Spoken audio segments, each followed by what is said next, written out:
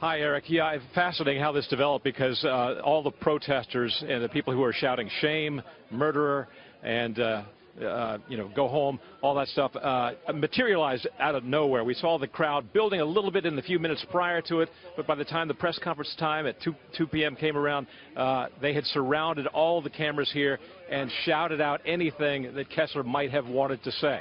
They, just like us, just like everybody in today's world, monitor social media.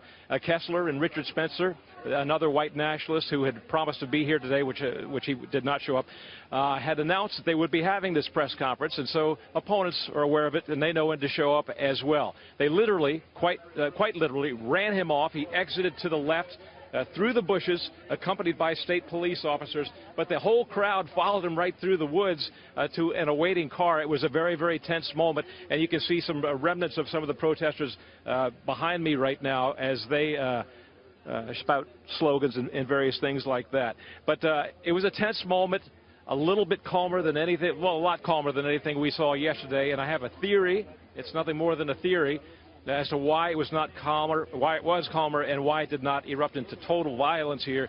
And that's because I think many of the Antifa protesters who were here and who were inciting violence yesterday have now gone. If they had been here, he would have been pummeled with sticks and bottles, et cetera, et cetera. Also accompanying that, the police kept a very close watch on that and were here in great number, infiltrated through the crowd and throughout the cameramen. So disaster averted here, in short, Eric. Yeah, and you were making a point earlier today from yesterday in terms of the police presence. Is it stronger and more thoroughly, in that sense, deployed today to try to prevent any other incidences later on this afternoon? Well, there was no shortage of police yesterday. They were here in force. No shortage of police here today as the announcement of this press conference began to take hold. So they were here in number. If there was a difference, I would say that they tended to be more interspersed in the crowd and were prepared to react more quickly than they did yesterday. As it turns out, there was nothing being thrown, nobody hit that I saw of here. So I think they're on higher alert, perhaps is a good way to put it right now. Yeah, and the good news, of course, no incidents. Meanwhile, James Fields, the suspect, the 20-year-old man from Ohio and northern Kentucky who was allegedly driving that car into the crowd that killed Heather Heyer.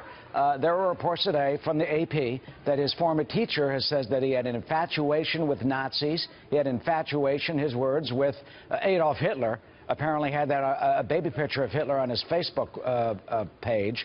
And he knew information on the charges against him as we await his appearance in court tomorrow.